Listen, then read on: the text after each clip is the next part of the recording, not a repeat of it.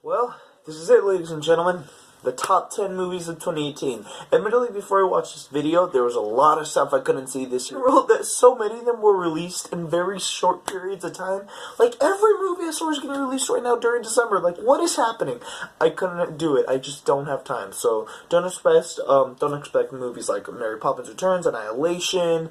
I've heard really great things of Isle of Dogs. I couldn't go see that. That's when the movie started. So, there's a lot of stuff to not expect here. I still have more than enough, though, to talk about, or more than enough to even mention. A lot of crazy stuff. Let's get going. Number 10, we start with Bohemian Rhapsody. You all know what I thought about this film. I was so happy to go see this film when it first was released back in, it was already November, October, I can't remember anymore. Jesus, it felt like long ago already since I went to go see this movie 3 fucking times. It was ridiculous. I seriously love this movie. The actor Rami Malek killed it as Freddie Mercury, and it was just fantastic. All the actors in general just did a great job. I believe all of them were the band itself, and me being a big fan of Queen itself, I was just so happy to see their music once again on the big screen, and most of the stuff handled so well. Admittedly, it wasn't a perfect film. That's why it's very low on the list. A lot of people have already criticized it to death. I even, in my opinion, think way too hard than it really should have. Admittedly, there are some cliches that I've seen in many of our biography films, or at least a few that I could see. Many of the moments aren't really as realistic as it's meant to be. A lot of it is really mixed and mashed. It's Frankensteined up for the purpose to dramatize it. I guess that's the way to. But even with all that happening, when they got it right, they got it very right, and most of the movie is good. They get it right most of the time. So for me, it's more than worth it. That's my number 2. Number 9 was a big summer film that I was happy to go finally see. Ant-Man and the Wasp, or Ant-Man 2, however you want to call it. This one I was really happy for because this one was my birthday present pretty much of this year. I went to go see it with all my friends again, especially after the move. I was getting a little homesick. I wanted to go back.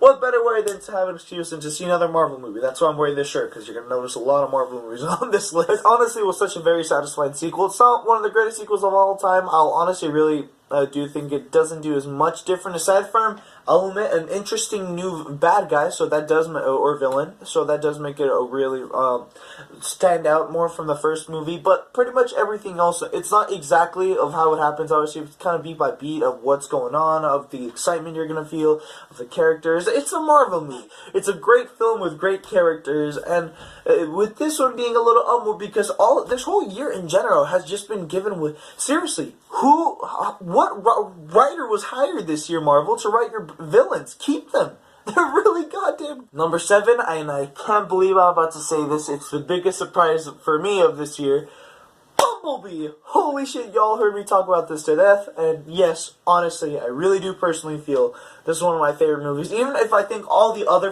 films were even better, the ones that I didn't get to see, this would at worst be in my honorable mentions, because, oh my god, Bumblebee was really that big of a surprise for me. I did not expect it to be as good as it was, let alone from a franchise that literally last year proved to me that 4 times in a row can be such a god-awful thing to watch, an embarrassment to the film industry, and they could still pull it off. Miracles exist, people. Bumblebee. I've talked enough about it. Go check out the last review. I loved it. From characters to even the bad guys. I can't talk more. Like, it's too much. Bumblebee. And then for our number 7, goddamn, we're already there. I thought it'd take longer. Wreck-It Ralph 2, Ralph Breaks the Internet. This one I went to go see, and I also just reviewed literally a couple of days ago. The Internet, despite its little flaws, it's still such a great movie. And it's about video games, so that's a shock. Go check it out.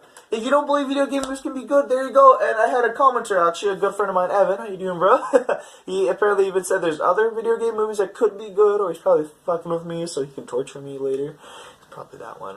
Next. Hey guys, I'm back again. I'm literally recording this like hours after I thought I was done with this. So I'm recording in the closet right now. So I'm still in the closet. I want to use that joke one day. In itself, completely forgot about number 6 because I'm incredibly smart. Number 6 was The Incredibles 2. The Incredibles 2 was such a fantastic sequel that everybody's being hyped for since like it was announced like what, already 2 years ago. I was so happy to see it. All the animation got completely boosted. I swear, I even made jokes about it in the original review that you swear they're completely different characters, that they're not the same because of all the new updates to the animation. It just shows how much Pixar has changed throughout the years. But even with that, I will admit, it kind of was a little disappointing. Very little. No, not because it's a terrible movie at all. It was amazing, but I feel like the plot almost was kind of uninteresting and almost very, kind of it was almost predictable, in a sense to put it. Aside from great stuff that still boosts it a little bit from its problems, like the villain, which was a fantastic villain. Once again, I don't know what happened this year, that, like, all the writers were switched this year, guys. And, yeah, it's still a great movie, though. I personally would have given it an 8.5, but it's right here, my number 6 favorite movie of the year. On to number 5. And por número 5, oh my god, we're already at 5. We're going really good with this. Ready Player One. Remember Ready Player One? Man, that felt like so long ago. That was in March, wasn't it? God damn. Ready Player One was still such a fantastic movie. You all know I have such a great time watching it. It's really just like a nerd's paradise, honestly. That's the best way to think about it. There's so much of geek fandom, of pop culture, and all the Easter eggs and references that I think to this day not everybody's even found everything, because the whole film is really one big Easter egg. But, like I did say earlier in some of the, talking about the other films, that the villain, I believe, is very weak, especially at the ending. One of my biggest criticisms is that I still, now even looking back at it again, I kind of understand a little more what they were going for, to show that even villains, I feel like, can be redeemed, and they could change a heart, because all he really wanted was something specific. I won't mention all of them because obviously I don't want to spoil it, but I still don't get what his main goals were and why he did. I mean, I get his main goals, but why he made such a big decision by the end of the movie that kind of got rid of everything he was going for. So, like, it was kind of weird. I didn't like that part at the end. Yeah, aside from that, though, I still love the movie. The characters are incredible aside from the bad guy. I always love it. It's such a great time. The Easter eggs are up the ass, and it's really, as ridiculous as that sounds, it's still such a great time to watch. The score by Alan Silvestri is perfect, and the animation, surprisingly, is really impressive and really cool. And it's just a really fun film for the idea explores by itself, and Spielberg obviously pulls it off incredibly, because that's Spielberg. Even with all the mistakes he made, he could still pull it off so goddamn well. Ready Player One. 4 was one that actually changed for me for a little bit, but I still really enjoy the film. Deadpool 2, clearly, actually. Deadpool 2 is obviously the sequel to the first Deadpool of 2016 that I clearly greatly loved when it first came out around the summer. If I remember, it came out just when the World Cup was coming out. Honestly, for me, when I first saw it, I think one of the best examples of an amazing sequel, and one of the best sequels I've seen in the last couple of years, because I think everything else pretty much got it on point, and even had a way better villain than the first one. Though the first villain wasn't even that bad to begin with, he was still pretty cool and interesting. I mean, he was a big part of the film, and they gave him much attention and care to him. But this one was just, for me, way more interesting, because in the end, spoiler alert if you haven't seen it yet, that's the only thing I'm going to spoil, he's not actually the villain in the end. So that's kind of a big surprise. So well, that makes Deadpool 2 a very special standout movie from all the other ones. But still, merely watching more of what people had to say and kind of understanding where they're coming from more, and watching the movie from that perspective, and then seeing a lot of more flaws once I was able to watch it at home, I do think it's gone down for me a little bit. It's not definitely an amazing film as I used to think before.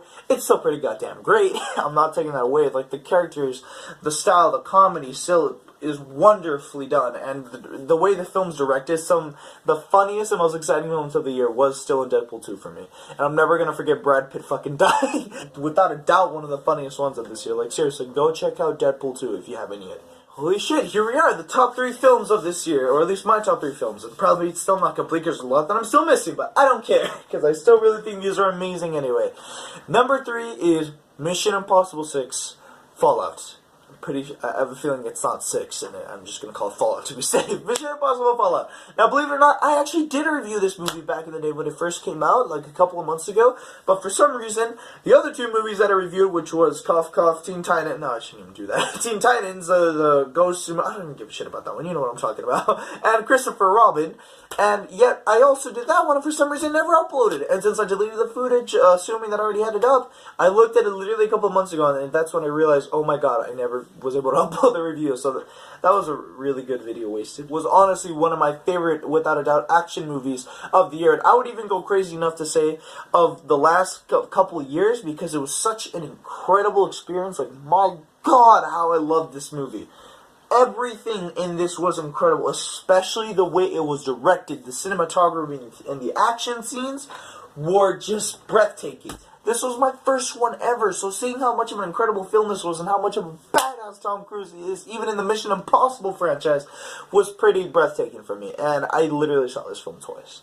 Yeah, so like, that should make it obvious by itself. I would put it a little higher, but I still feel like all the other Mission Impossibles I didn't see could be a little superior. I've heard a lot about them, so maybe, this one isn't as great as I expect, so that's why I'm always a little cautious when I talk about sequels or something, so you never know. But still, it's in my top 3 without a doubt for now. Mission Impossible Fallout.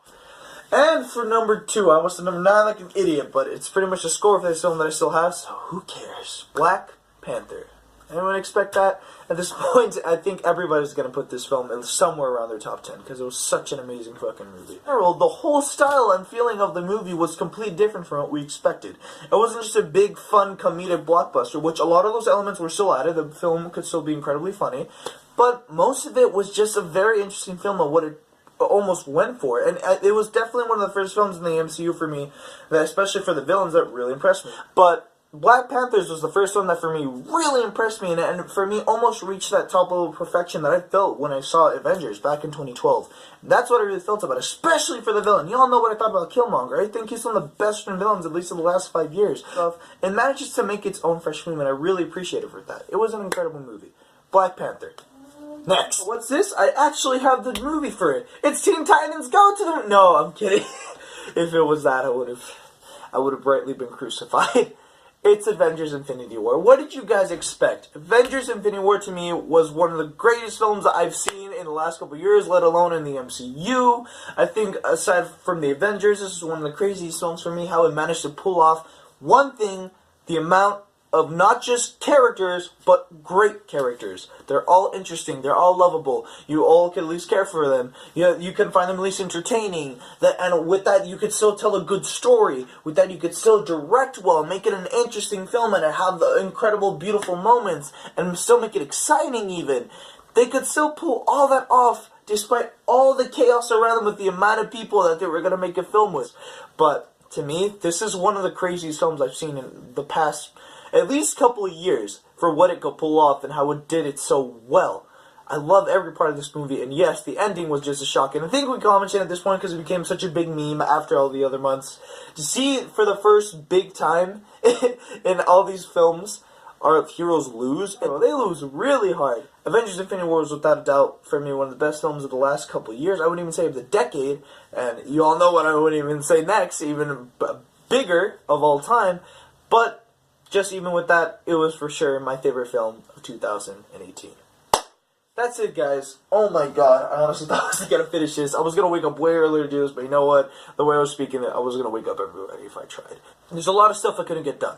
This was a really crazy year for me. I hope I've made that obvious and beat that to death of how much I went through. I didn't go through anything depressing. A lot of stuff happening that I had to deal with, and we had to just, my whole family and I together, we just had to put extra AA batteries in ourselves and just get to work. And I didn't have time for a while to do YouTube videos. This was my last video of the year. I really hope you all had a great year. This was clearly a crazy one, and honestly, as much as the great stuff that I love this year talking about, I kind of want it to end already. I really just can't wait for 2019. I really hope this is a way better year.